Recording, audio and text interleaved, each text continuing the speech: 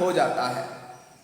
ऐसे ऐसे लोग भारत में हुए हैं जिनका हम जिक्र नहीं करते, लेकिन उस भारत को आजाद कराने में उन सबकी बड़ी भूमिका रही है।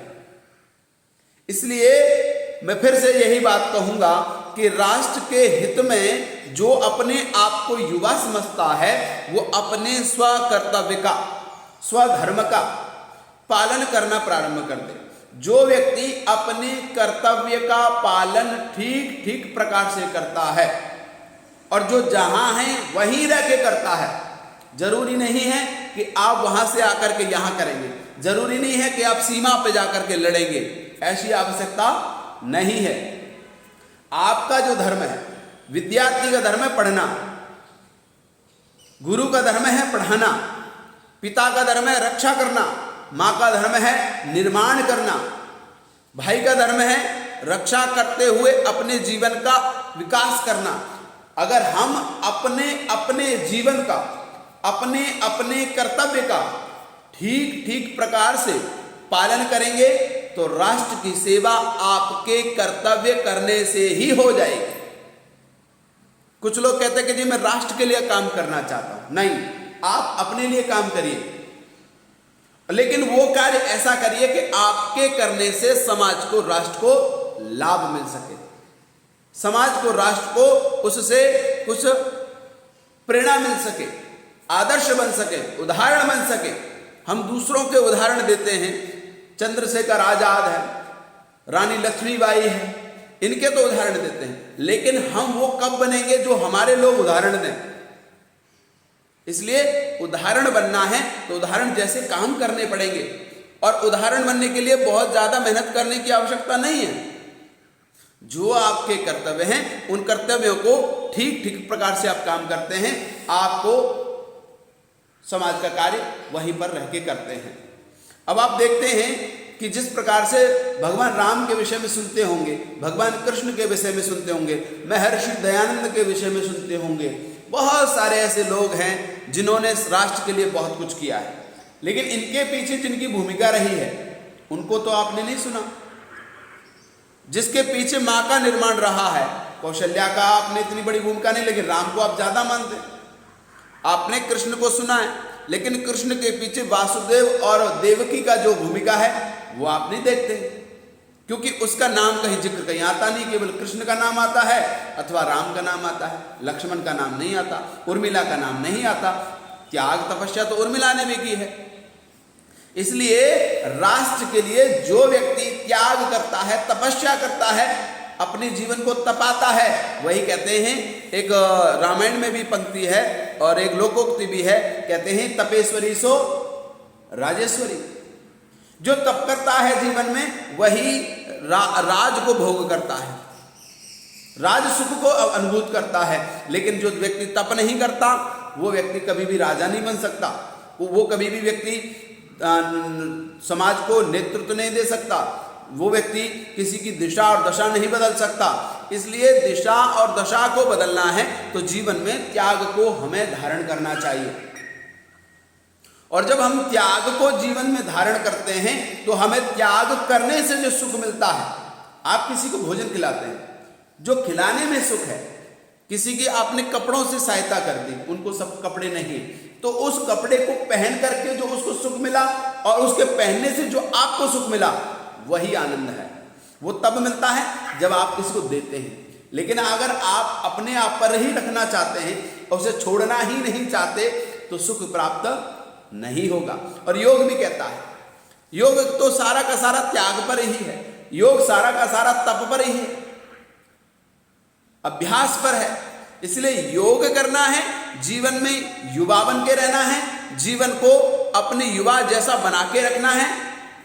युवा के लिए आयु कोई महत्वपूर्ण नहीं है, चाहे 50 साल हो चाहे 80 साल हो। मेरे पास 80 साल के युवा हैं जो अभी भी फिलहाल में संस्कृत पढ़ रहे हैं, संस्कृत की क्लास लेता हूं। उस क्लास में ऑनलाइन में वो लोग आते हैं, 80-80 साल के, 50 साल के युवा हैं, लेकिन उनके अंदर इच्छा शक्ति है।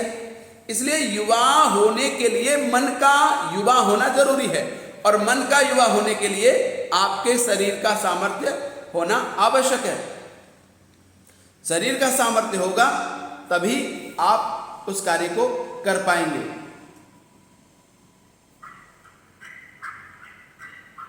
इसलिए मैं आप सबसे निवेदन करूंगा कि आप अपने जीवन को उस ओर लेके जाएं जिस ओर आपकी दिशा और दशा बदल सकती है।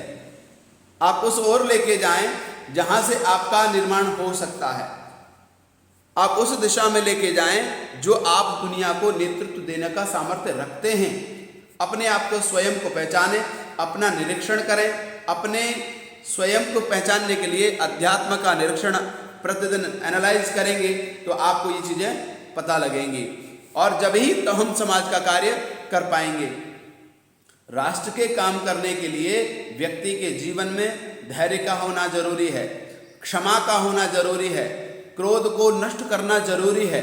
तभी हम समाज के लिए काम कर पाते हैं और तभी इस राष्ट्र का कार्य हो सकता है।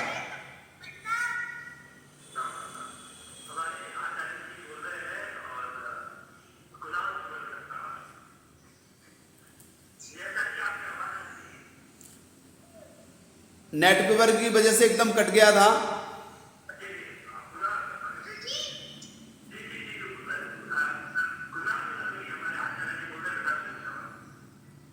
अभी आगे थोड़ा सा बोलूं।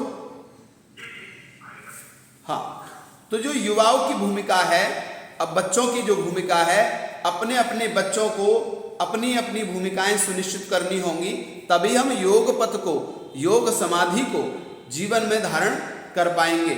हम इसलिए योग करते हैं जिससे हमारी जीवन की जो इंद्रियां हैं, जो हमारे जिनसे हमें सुख मिलता है, 5 ज्ञानेंद्रियां, 5 कर्मेंद्रियां, जिनके द्वारा हम दुनिया को देख पाते हैं, दुनिया का ज्ञान कर पाते हैं, सत्य असत्य को जान पाते हैं, सही गलत का निर्णय करने का सामर्थ्य इनके द्वारा हमें प्राप्त होता है। इसलिए हम उस योग से अपने जीवन को धारण करने के लिए अपने जीवन को पवित्र और सच्चा बनाएं, अपने जीवन को उज्जवल बनाएं और एक अपनी दिशा बनाएंगे तो दशा भी हमारी जरूर अच्छी हो जाएगी। आप सबके लिए बहुत सारी शुभकामनाएं। आप सबने ध्यानपूर्वक सुना, आप सबका बहुत बहुत धन्यवाद। ओम।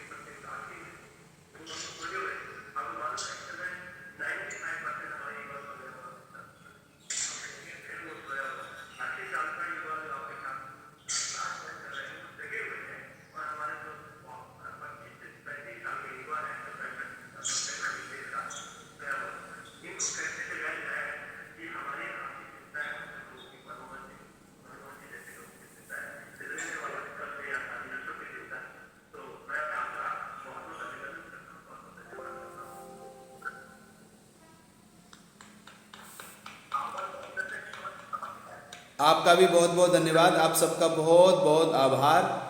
आप सबने बड़े श्रद्धा से सुना। क्या हो गया इसमें?